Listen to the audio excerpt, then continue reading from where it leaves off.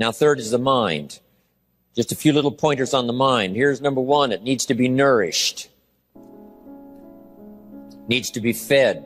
There's an Old Testament phrase that says humans cannot live just on bread alone or food alone. Dogs can, a crocodile can, a spider can. Humans cannot exist just on food. Here's what it says. Humans also need words. Words nourish the mind. Words give life. Words create insight. Because there's more than one way to see. If we see with our eyes, we call that sight. But there's another way to see called insight. That's why we come, gather for a couple of days, attend the classes, go to the training, read the books, do all the stuff, is to develop more insight.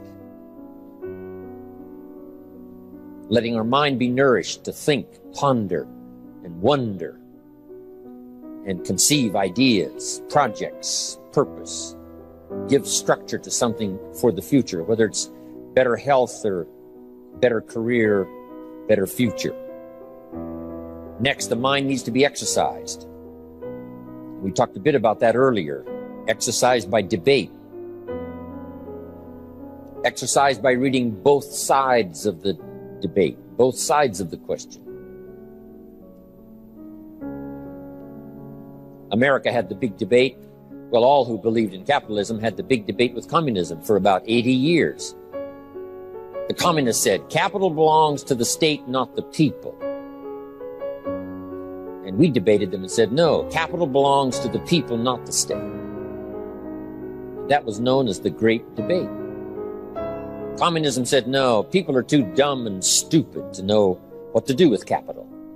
So you have to take capital away from all the dumb, stupid people and give it to the all-wise, all-knowing state. And let the state create and run everything and let the people show up for their work assignment. That was their side of the debate. And when they used that philosophy, of course, they devastated everything they touched. I've lectured now in East Germany. They say it's going to take $1 trillion to clean up East Germany. They've spent $500 billion so far. They got $500 billion yet to go. The devastation of both lives and treasure that was left by such a diabolical philosophy that capital belongs in the hands of the state, not the people. We said, no, capital belongs in the hands of the people. That's where the creative energy is, to take goods and services to the marketplace, build a dynamic society second to none, become the envy of the world. The safety of capital is capital in the hands of the many, not the few. It's just like power. Capital is like power. Power tends to corrupt. Ultimate power tends to corrupt ultimately, absolutely. Stalin and Hitler had absolute power, allowed for no debate. Of course, power tends to corrupt early. When a 3-year-old child hits another 3-year-old over the head because he's a little bigger and a little stronger, power now has begun the corrupting process. And unless this 3-year-old is restrained, he'll do it again. Unless he's further restrained, he'll probably enjoy it. So now he must be restrained and taught by whatever method to drive that dark side of his nature into a small corner. Because power starting to corrupt a small child is the beginning of an uncivilized person. And all we have to have is enough uncivilized people, and we have an uncivilized society. Fortunately for us in our lifetime and the places we live and where we've come from, we live in what we call a civilized society. And here's why. Most have chosen to do the right thing. Most citizens of the countries we represent have chosen to be civilized. But civilization is something we must continually work at. Because in the opposites in conflict not only goes on outside of us, it goes on inside of us. The corrupting influence of power, the misuse of capital. So the great debate is on, and this is part of mental exercise, the great debate. Major life issues, major political issues. Don't leave yourself out of the great debate. One, the mind needs to be nourished by ideas. Second, it needs to be refined and stimulated and exercised by debate.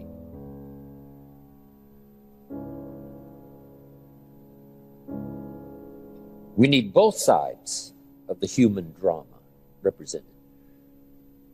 The reason why the Bible is such a classic book in studying all kinds of stories is because the Bible is full of stories on both sides, the evil side and the good side. The Bible said, Old Testament said, this king came to power and he was a good king, and he ruled for 18 years. And then it says the next king came to power and he was a bad king, and he put up idols. He became the bad king. So it reads good king, bad king, showing both sides of the human spectrum and drama. Some stories that we read in the Bible of people to admire, others are people to despise. In your library, you need a book on Gandhi and you need a book on Hitler. One book to show you how noble someone's aspirations can be, and the other book to show you how despicable and how evil someone's goals can be. Both sides we study, good and evil, one we love and one we hate. We study illness, we study health. Someone says, well, you can't study the negative things. You have to study the negative things. You have to give voice to and mind to and time to both sides of the issue so that you can strengthen your side of the argument. In raising our kids, we have to pose both sides. What's the dangerous side and the safe side? In one of the seminars that I'm sure some of you have attended, I talk about philosophy that makes the difference. Philosophy does two things, each person's personal philosophy. So jot this down. Our personal philosophy does two things. One, helps us to see the dangers on one side so we can avoid or minimize those. Then our personal philosophy needs to be developed so we can see the opportunities on the other side so we can maximize those. And for the balance of your life, that's going to be the twin challenge in developing ideas and philosophy and strengthening all of it so that you can avoid the dangers and maximize the opportunities. Because the dangers never go away. The dangers to our ship of state called the country. The danger to the enterprise. The danger to the corporation. Dangers always lurk, both inside and out. Dangers lurk on the inside of our own mind. When I was a kid, they used to have those little cartoons of a little boy with a gremlin on one side and a little angel on the other side. And the little devil, a little gremlin, said, go ahead and do it, it's okay. Little angel said, no, no, no. So when kids are young, they've got this debate to engage in. Should I or shouldn't I? One voice says, go ahead, and the other one says, no, no. So we hope as the years pass and as the classes pass, and as we go from grade 1 to grade 2 to grade 5 to grade 10, we will learn more, as Abraham said, to listen to the better angels of our nature, to appeal to our conscience, and let our conscience help, along with God and whatever else you belong in that has good influence on helping to make right decisions, avoiding the evil one, avoiding the danger, the dark side, and appeal to ourselves to engage in the positive side, the opportunity side. The battle of the mind is significant for us every day, what to think, what not to think. My mentor, Mr. Shove, said, stand guard at the door of your mind. And you decide what enters. You decide what to fill up your mind with, because it becomes the material with which you build your future.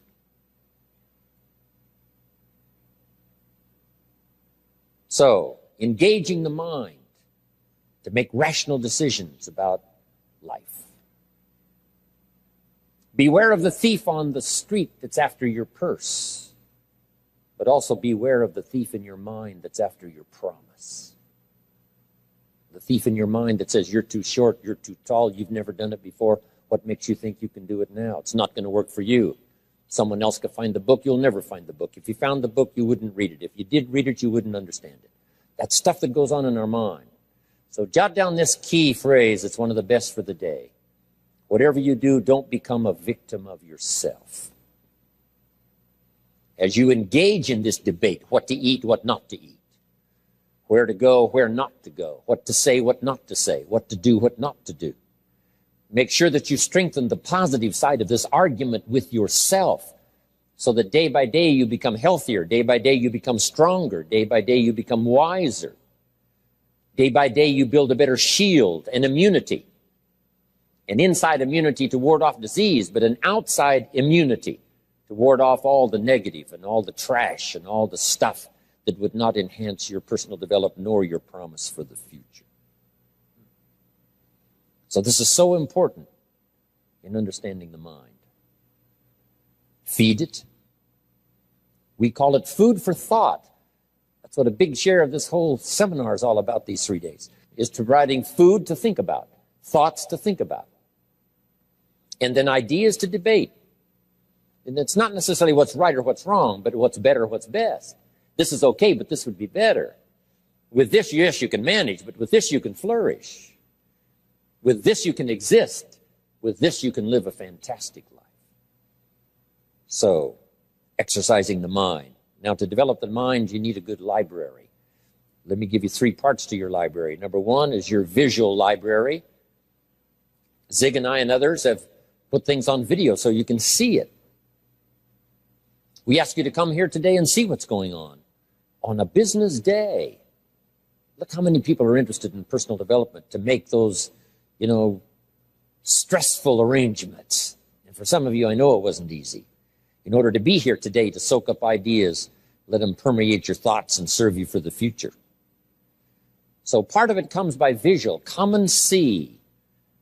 And then if it's on video, you can see it again and again and again. Key phrase, repetition is the mother of learning. Repetition is where if we hear it again, we see something we didn't see when we heard it the first time. We see something different that we didn't see the first time. Next is your listening library. Zig Ziglar's right. Turn your car into a mobile classroom. You can have a university education in a fairly short period of time just using the traveling time to listen. Key phrase is to listen to voices of value. Discriminate in your listening time. Listening to someone of reputation, someone who has good ideas, someone that's been recommended that has some value. Don't waste your time listening to things that don't count much. We need a bit of entertainment, but a whole lot of it that's being presented today we could do without. Hey, there's some things that are not worth spending the time. They create more poison than they do benefit. So be careful. If somebody says to me, these eggs are rotten, I'm not going to make an omelet and try it. I'm going to take their word for it.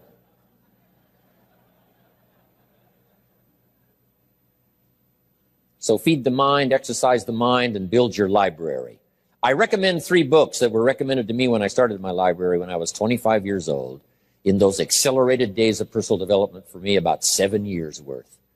So fantastically changed my bank account, changed my income, revolutionized my future. With the foundation my parents gave me, meeting Mr. Schoaf at age 25, I'm telling you, it's been a journey for me like no other ever since. Then I've had mentors along the way.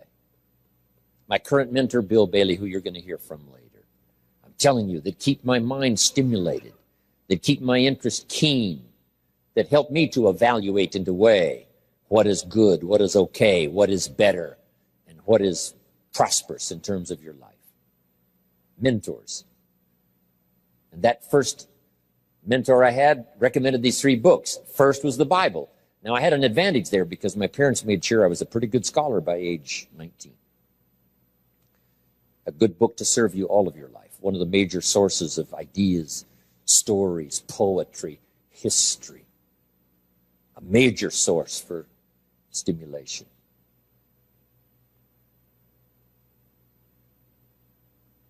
Next, he recommended the book called Think and Grow Rich by Napoleon Hill. Think and grow. Good words, think and grow and rich. I went for it. Got the book. Paid less than 50 cents for it. Some of the ideas in it changed my life. Next, Schoaf recommended the book, The Richest Man in Babylon by George Clayson. Helped me become a millionaire by age 32. Totally changed my economic future. Just the ideas in a simple little book. Amazing. Then he recommended something for me to listen to by Earl Nightingale called The Greatest Secret. That was my listening library to begin with. The Greatest Secret by Earl Nightingale. I listened to it over and over again. I wore out 2 or 3 of those big old 78s. Now it's easy. From Nightingale Conant, you can get it on cassette, and you can get it on CDs. But back then, it was the big 78. So your listening library and your visual library. Next now is your reading library. And we won't go through a whole list of the best books, but here's a good book to get if you want a good list of the best books. It's called How to Read a Book. Simple. How to Read a Book by Adler. Chief editor of the Encyclopedia Britannica, Mortimer Adler. He wrote a book called 6 Great Ideas that's excellent. He wondered, are ideas tangible? Are ideas real? Or are they nothing? And we discussed earlier, they can't be nothing. They have to be something. But he wrote this book, along with another author, How to Read a Book. Now, if you master this book, you can get so much more from a book. Now, it's a kind of a tough book to get through, but it'll give you some ideas on how to take a book and get the most out of it. Take a book and get the most out of it. But in this book is also a list of what he calls are the greatest books ever written. And I've used that book, that list, as a centerpiece for my library. It's got the classics, which I missed. I only went to 1 year of college, so I missed a whole bunch of stuff. I started making up for that by collecting these best books ever written. Interestingly enough, on that list is Old and New Testament. On every scholar's list, East or West. You just can't miss those as major sources. In addition to that, there's a book called Lessons of History, written by Durant. And I offer it because it's one of the classic writings of all time. You may not agree with his premise, but you certainly have to agree that it's one of the best well-written books ever. He and his wife wrote about 11 volumes on civilization. Take a speed reading course, you can get through those. But this little book, Lessons of History, is sort of a summary of their ideas on history. It's a classic. Then a classic I think most everybody's got. It's called As a Man Thinketh by James Allen, where each sentence is a seminar. And you may not agree with his premise either in certain instances. But you don't want to read just what you agree with. And not just to read the positive. Make this note. You cannot live on mental candy. Just like you can't feed your children ice cream all the time and hope that they will be healthy. So you cannot live on mental candy. Someone says, well, I just read the positive stuff. That's not enough. And the reason is because you need to know both sides of the issue.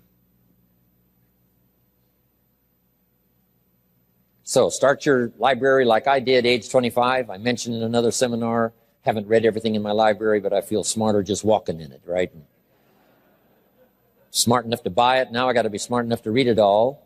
Then I got to be smart enough to sort through and decide what's valuable. So make that the next part now. In part of personal development for the mind, you got to sort through what you read, what you see, and what you hear, and decide which of all of that is valuable for you to try and do and master. This is where being a student comes in. Not a follower, but a student. Read both books and decide. You read one book on good health and it says, do what this book says, you'll live forever. You read the next book on health and nutrition and it says, if you do what that first book says, you'll die young. So someone says to me, Mr. Rohn, which of these books should I follow? Jot this down. Neither one. Don't be a follower. Read both books and make up your own mind. Here's what's important in the final analysis. One of the best phrases for the day, I got this from my Canadian friend Harold Dyke, who gave it to me, and I've used it all these years. Here's what he said. Make sure what you finally do is the product of your own conclusion. Make sure what you finally do is the product of your own conclusion. Meaning you don't just follow, but you listen to both sides of the argument. You listen to the controversy. You try to master the points on both sides or three sides or whatever. Then you start charting your own course. It doesn't say you'll make always the right decision on what course to take or what to do. You can refine as you go. But make sure that what you do is the product of your own conclusions. Conclusions from the debate. Conclusion from what makes the best sense to you to try.